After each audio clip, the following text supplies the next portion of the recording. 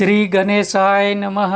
श्री महर्षि कृष्ण द्वैपायन वेद व्यास विरचित स्कंद महापुराण अंतर्गत श्री नर्मदा पुराण हिंदी अनुवाद श्लोक। इतिहास पुराणानि पंचमं वेदमीश्वरः सर्वेभ्यः एव वक्तृभ्यः ससृजे सर्वदर्शनः। पहला, नर्मदा जी का मर्त्यलोक में अवतरण का वर्णन। सूत जी महाराज बोले, हे तपोधनो, एक समय महातपस्वी मार्कंडेय जी तीर्थ यात्रा का फल प्राप्त कर नर्मदा तट पर बैठे हुए थे। उनके दर्शनार्थ बहुत से ऋषि महर्षियों का आगमन हुआ। वशिष्ठ, पुलत्स्य, पुलह, क्रतु, भृगु, अत्रि, मरीचि, भारद्वाज, कश्यप, मनु, अंगिरिका, शातातप, पराशर, तापस्तंभ, शुक्राचार्य, कात्यायन, गौतम, शंख, लिखित, दक्ष, जामदग्नि, याज्ञवल्क्य, ऋषभभृंग, विभांडक, गर्ग, शौनक, दालाभ्य, व्यास, उद्दालक, शुक, नारद, पर्वत, दुर्वासा, उग्र तापस, शाकस्य, गालव, जवाली, मुद्गल और विश्वामित्र आदि के देव सम्मानित महर्षि एवं धर्म सनातन, वैशंपायन, वैष्णव, शाकलायन, वार्घक, जोहूति, आवसु, बालखिल्य आदि महात्मा भी वहाँ उपस्थित हुए। उसी समय मार्कंडेय मुनि के तीर्थ यात्रा के फल का वृत्तांत सुनकर धर्मपुत्र युधिष्ठिर, वेदज्ञ विप्रों, ज्ञानी ब्राह्मणों, अपने भाइयों तथा प्रिया द्रौपदी सहित नर्मदा तट पर मुनि के आश्रम पर आए और भाइयों सहित 3 बार मार्कंडेय मुनि की परिक्रमा की और उन्हें साष्टांग प्रणाम करके बैठ गए। युधिष्ठिर को बैठा देख मुनि श्रेष्ठ मार्कंडेय जी के कुशल प्रश्न पूछने पर युधिष्ठिर ने हंसकर कहा, हे मुने, आपके चरणारविंदों का दर्शन पाकर आज मैं कृतकृत्य हो गया और मेरा अंतःकरण निर्मल हो गया।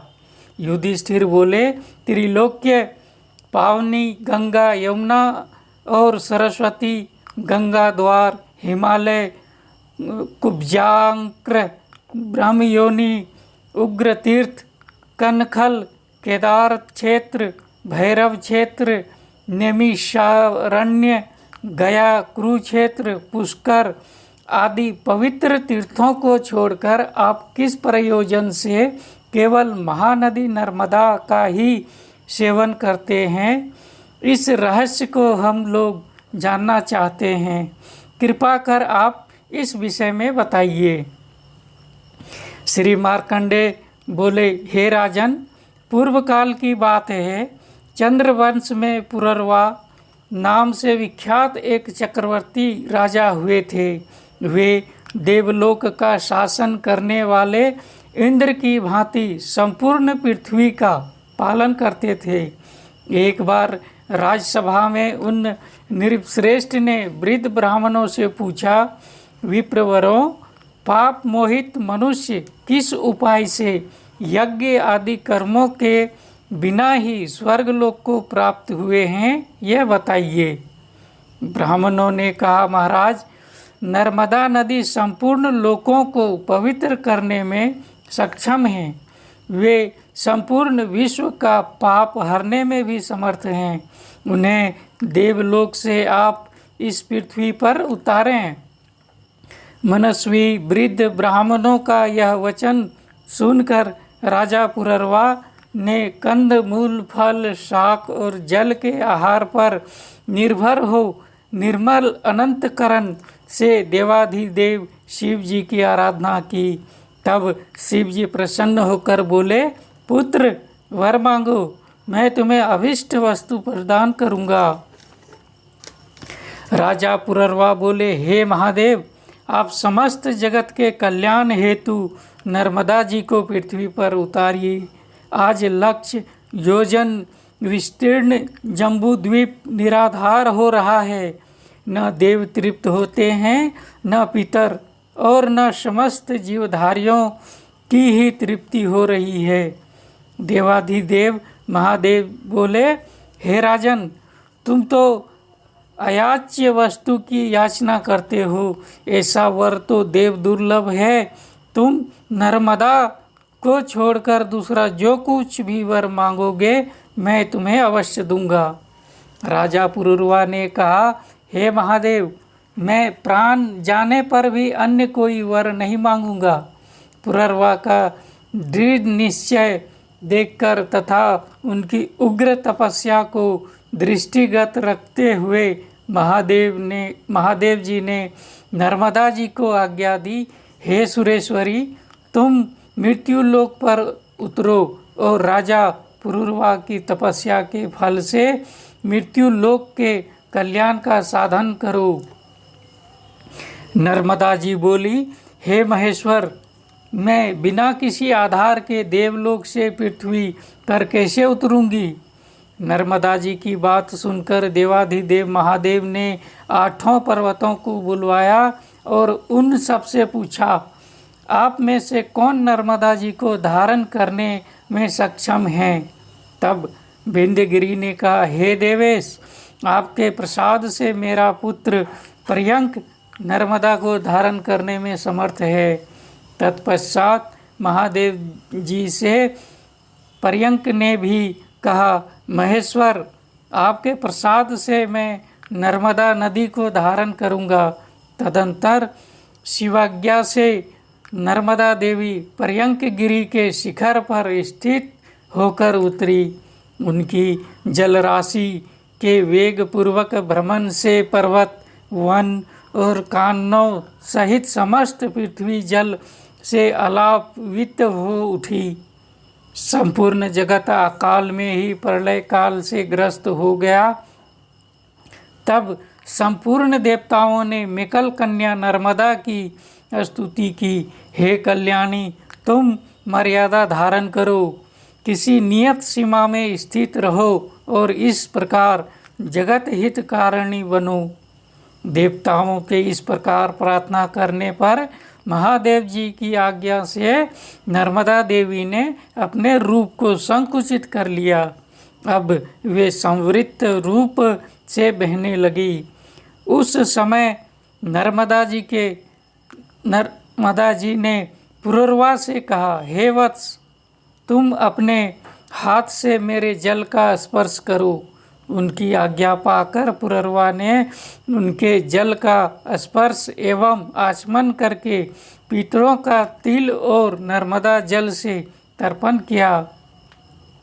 उस जल से तर्पण करने पर पुरुरवा के समस्त पितर उस परम पद को प्राप्त हो गए जो देव दुर्लभ है। समस्त चराचर जगत सब ओर से पवित्र हो गया। वे देश, प्रदेश, पर्वत, ग्राम और आश्रम भी पवित्र हैं जहाँ नर्मदा जी विराजमान हैं। सरस्वती जी का जल 3 दिन में पवित्र करता है। यमुना जल 7 दिन में पावन बनाता है और गंगा जल स्नान मात्र से तत्काल पवित्र करता है। परंतु नर्मदा नदी दर्शन मात्र से ही मनुष्य को पवित्र कर देती है। नर्मदा के संगम में जहाँ कहीं भी स्नान, दान, जप, होम, वेद पाठ, पितृपूजन, देवाराधन, मंत्रोपदेश, संन्यास और देह त्याग आदि जो कुछ भी किया जाता है उसके फल का अंत नहीं है। वैशाख, माघ अथवा कार्तिक की पूर्णिमा को विषुव योग में संक्रांति के समय व्यतिपात और वैघृति योग में अमावस्या में तिथि की हानि और वृद्धि के दिन मवादि, युगादि और कल्पादि तिथियों में माता पिता के छाया कर्म में नर्मदा तटवर्ती ओंकार भृगु क्षेत्र तथा विशेषतः संगम में जो सहस्त्र शत अथवा एक गोदान एवं संपूर्ण महादान करता है तथा जो श्रेष्ठ मनुष्य नर्मदा में स्नान, दान, जप, होम और पूजन आदि करता है वह अश्वमेध यज्ञ का फल पाता है। हे युधिष्ठिर, मनुष्य नर्मदा में जहाँ जहाँ स्नान करता है वहीं वहीं उसे अश्वमेध यज्ञ का फल प्राप्त हो जाता है। जो मनुष्य प्रातः काल उठकर नर्मदा का कीर्तन करता है उसका 7 जन्मों का किया हुआ पाप तत्क्षण नष्ट हो जाता है तथा जहाँ संगम और बाणलिंग से युक्त नर्मदा नदी प्रवाहित हैं वहाँ स्नान करके मनुष्य अश्वमेध यज्ञ का फल प्राप्त करता है और अंत में शिवलोक को जाता है। श्री नर्मदे हर। नर्मदा मैया की जय। नर्मदा जी का मर्त्य लोक में अवतरण का वर्णन नामक पहला सर्ग समाप्त। श्री नर्मदे हर।